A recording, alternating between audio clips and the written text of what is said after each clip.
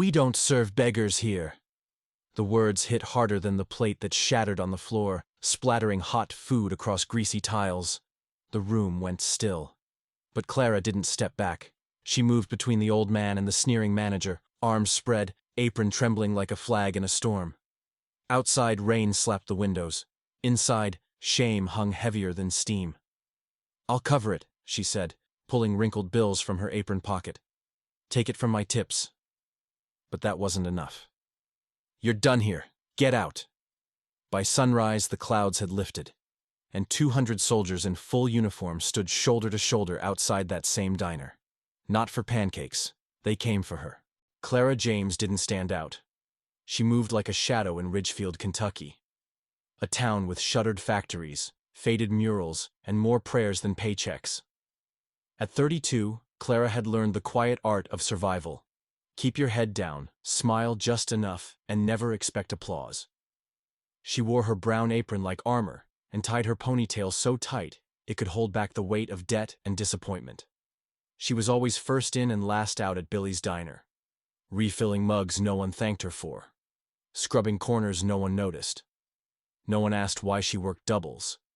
No one ever asked anything. But Clara had her reasons. A creaky apartment with a busted heater, a scarred tabby named Smokey, and a shoebox of medals from a war her grandfather barely spoke of. Henry James had raised her after her parents vanished, drowned in addictions and bad luck. He taught her grit with gospel, strength with silence. "Honor, Clara," he used to say, lighting his pipe. "Ain't noise. It's sweeping the porch when nobody's coming." When he passed 3 winters ago, she didn't cry at the funeral. She just stood straight, like he taught her, like he was watching. "Stand tall," he'd whisper, "even when you feel small." Since then, she'd survived every storm. Until her roommate vanished, gone with the rent, the groceries, and half the lease. Clara was left with a notice on the door, a box of dollar store essentials, and exactly $64.38 in her name.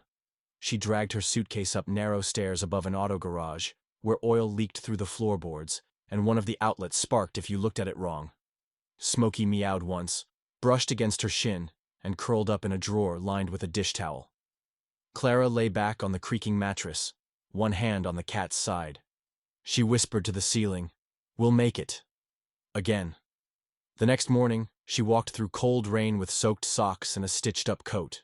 Still showed up, still smiled, still brought Smokey a stolen spoonful of tuna from the breakroom stash.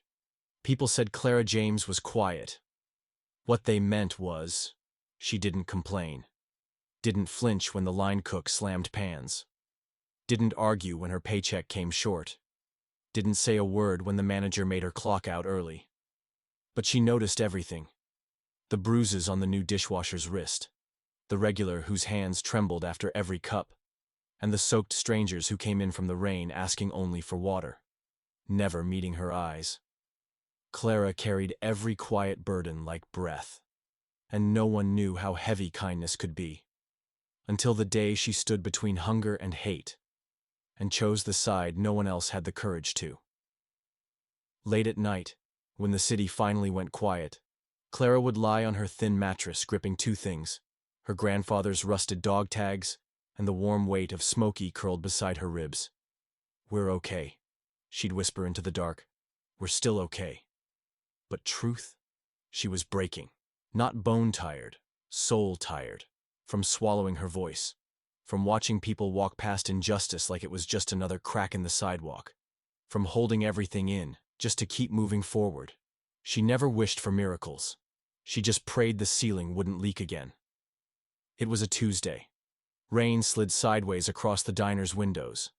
Nothing special, nothing cinematic, until the door creaked open, and the world, Clara's world, tilted. A gust of wind swept in with him. Customers looked up, then quickly away. Their eyes fell to their plates like guilt. The man stood framed in the doorway, water pooling beneath his boots.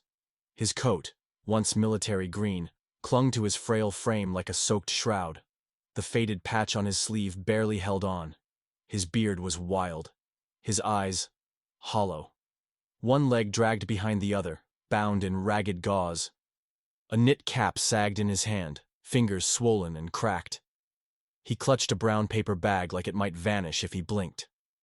From behind the counter, Clara froze, not in fear, but recognition. Not of the man, but of the moment.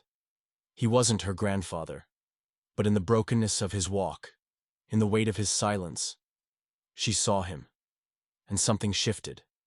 Not outside, but inside her ribs. The man didn't approach a table. He lingered beside a booth like he was asking permission just to exist. Most people buried their faces deeper in their coffee. The other waitress once said, "People like that don't want help. They want attention." Clara never believed that. People like that? They just wanted not to be seen as shame. She walked over slowly, dish towel still in hand. "Evenin'," she said gently. "Can I get you something warm?" He didn't answer. His gaze stayed fixed to the floor like even eye contact might cost him something. Finally, in a voice barely there, "Just hot water, ma'am, and if there's bread that's headed for the bin." His voice didn't break from weakness. It broke from the cost of asking. Clara's breath caught. Her grandfather had told her this story. Korea, 1952. A rainy night. A stranger who fed him without questions. "I'll check the back," she whispered. Behind the kitchen door, a returned plate sat under the heat lamp. Chicken and dumplings. Untouched. Still steaming. She added 2 thick slices of buttered bread, poured a cup of fresh black coffee, and folded a napkin. Then walked out like this was routine. "This was just sent back," she said, placing it down. "Still hot." He blinked. I can't pay." She smiled. "It's already paid for. Coffee's on me."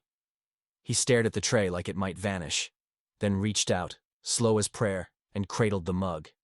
"You remind me of my wife," he murmured. "She used to say, 'Warmth belongs to those who've lived through too much cold.'" Clara looked away. Fast. Not fast enough. Across the diner, the owner locked eyes with her. His jaw clenched. His mouth began to move. Rules, repercussions, retaliation. But Clara wasn't thinking about any of that. Not anymore. She was thinking about the man in front of her, and the kind of woman her grandfather raised her to be. He ate slow, like the weight of the fork alone might break his wrist. Every chew looked like work. Every swallow, earned. But he sat tall. Didn't beg. Didn't blame. Didn't apologize for taking up space. Clara watched him from behind the counter. Watched the way he kept his coat folded just right, as if dignity could still be worn even when everything else was falling apart. When he finished, he looked up, eyes glassy but steady. "You saved a soul tonight, miss," he said, voice hoarse. "Might be broken, but I ain't forgotten." Then he reached into his coat and pulled out a rusted chain. A dog tag. Edges worn, letters faded. He pressed it into her palm. "Name's Eli Turner. If I don't make it through this winter, I want someone to remember I was here."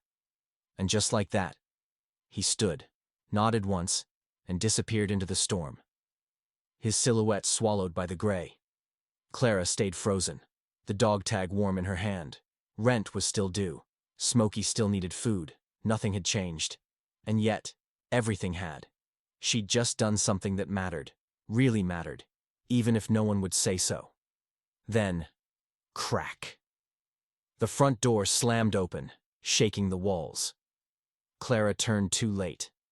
"What the hell do you think you're doing?" Wayne Becker, the owner, built like a brick wall with breath that smelled of cheap bacon grease and control issues. His boots thudded across the tiles as his eyes locked on the empty plate. The steam still danced from the tray. "You gave him food?" Wayne barked, face already turning red. "Tell me you didn't." Clara stood tall. The dog tag slipped quietly into her apron pocket. "He was a veteran," she said, calm but firm. "Asked for water and maybe a scrap of bread. I gave him a returned plate, that's all." Wayne's voice exploded, loud enough to silence forks midair. "This ain't no charity. You feed one bum, you open the damn floodgates. Next thing you know, people think we're a soup kitchen." A couple in the corner stirred their coffee harder. But no one looked at her. No one said a word. Clara held her breath. The coffee's on me. You can dock my tips. Slam. Wayne's fist hit the counter like a gunshot. I said no. You made me look weak in my own damn place. His finger jabbed toward the door. You're fired. Pack up and get out. The diner went cold. Not from the rain outside, but the kind of cold that comes when decency disappears. Clara untied her apron slowly.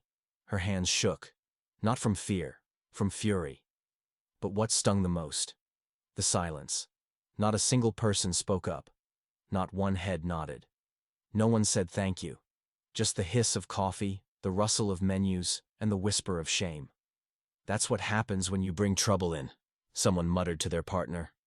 Clara didn't look back. She stepped into the downpour. Canvas shoes soaked through in seconds. Her bag hugged to her chest, her spine tall like her grandfather taught her. She didn't cry, didn't blink. She couldn't afford to miss a sound, not now. Then, from the alley, movement. Eli. He limped toward her, breath shaky but eyes full of fire. I saw what happened, he said. You didn't deserve that. I shouldn't have let you pay for my dignity. Clara shook her head. You didn't do anything wrong. He reached out, hand trembling, and pressed something else into hers, another tag. You saved a shattered soul, child, he rasped, and reminded me I ain't invisible. Before Clara could even say thank you, Eli had disappeared again, back into the rain like a ghost carrying too much history. That night, in her small rented room above the garage, Clara sat wrapped in silence. Her wet clothes hung awkwardly across a chair. Smokey was curled tight against her hip, his tail twitching. The only light came from a flickering street lamp bleeding through the slats of the blinds. She refreshed her bank account on a cracked phone screen. $42.12. Rent was due in 10 days. No job, no backup, no options. But somehow she still had one thing left. Courage. And in a world that had just thrown her out the back door, that courage felt like treasure. She picked up the dog tag again, tracing the rusted lettering with her thumb. Turner, Eli J. serial number, F472. The rest had faded into metal fog. Where had he served? What had he lost? And how had an entire country learned to look away? She didn't know. But she felt it. By morning, everything changed. She didn't even know a teenager had been filming from across the diner, until the clip landed online. Grainy footage, muted audio. Her silhouette standing firm as Wayne Becker pointed, shouting, barking orders like she was trash. By noon, it was everywhere, but not how she expected. The internet didn't rise in solidarity, it judged. Rules are rules. She should have asked first. Probably stealing food the whole time. Her inbox filled with silence. Former co-workers unfriended her. One messaged her directly. Always playing hero, huh? How's that working out now? She applied for 3 jobs that day. No callbacks. At one diner, the manager said gently, "We just can't risk the noise. It's not personal." Another didn't even let her finish filling the form, just slid it back and nodded toward the door. By sundown, Clara wandered through downtown, soaked, cold, hollow. The dog tag felt heavy in her coat pocket, like a borrowed truth she hadn't earned. Then she saw him. Eli. Tucked under a bus shelter. A plastic sheet draped over his shoulders. One arm covering his chest, the other wrapped around that same paper bag like it held his last piece of dignity. She didn't hesitate. Kneeling beside him, she set down a sandwich wrapped in newspaper, half of her own dinner, and whispered, "Thank you for remembering me." Then she walked away. She didn't see the black military SUV pull up at the end of the block. Didn't notice the man in uniform watching from the passenger seat. Didn't hear him say, "That's her." By dawn, Ridgefield smelled like wet concrete and something else. Anticipation. At exactly 6:45 a.m., the rumble began. Not of tires. Of presence. One by one, Black SUVs glided into Main Street like shadows arriving with purpose. They stopped outside Billy's diner, silent and deliberate.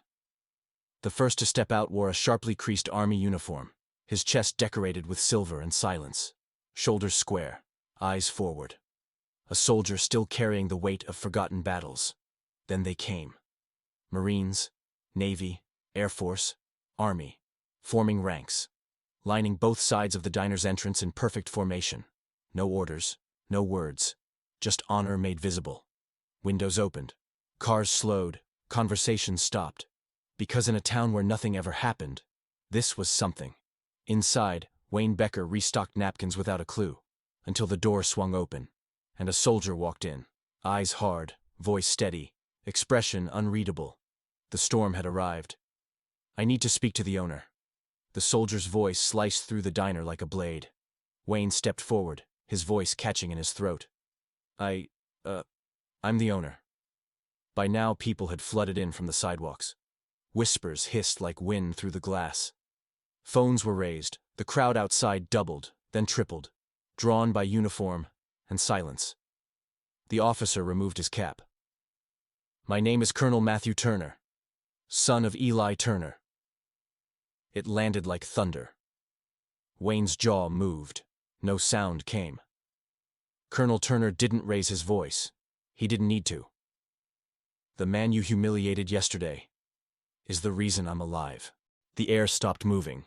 Even the fry cook behind the kitchen door froze mid-step. "In 2007, Iraq," Turner continued, "our convoy was hit. I was trapped, bleeding. 12 men stuck under fire. Your beggar carried me 3 miles with shrapnel in his own leg. Refused help until every man was safe." He pulled out a folded paper, held it high, the silver star. This was his. Wayne's eyes darted. Looking for allies, he found none. "My father disappeared after my mother died," Turner continued, voice thickening. "The PTSD got worse. We searched months, years, and now we find him here, not sheltered by the government, not by this town, but by a waitress." He turned toward the counter, eyes narrowed. "The one you fired." Gasps rose from the sidewalk. Cameras clicked like gunfire. "Michael Rutherford," he added, voice steadying. "Earned medals most men dream of. But he used to say, 'Medals don't feed the hungry.' He pawned this." He nodded to the medal. "To feed a homeless family." He paused. "Yesterday, that waitress reminded him of the country he thought he'd lost." Then, as if on cue, a young soldier entered holding a velvet case. Inside it, his original medal, reclaimed, returned. "Bring her," Turner said softly. Across town, Clara sat curled on her mattress, smoky pressed to her ribs, unaware the city had turned. Until the knock came. A flushed reporter, camera crew behind her, breathless. "They're asking for you," she said. "The soldiers. The whole block is shut down. Colonel Turner, he wants to see you." Clara thought it was a dream. But when she turned the corner onto Main Street and saw the ocean of uniforms, the parted formation, the lifted arms, she knew. 200 soldiers raised their right hands in salute. To her, a waitress. Clara stopped in her tracks, throat tightening, heart punching her ribs. No words, just honor.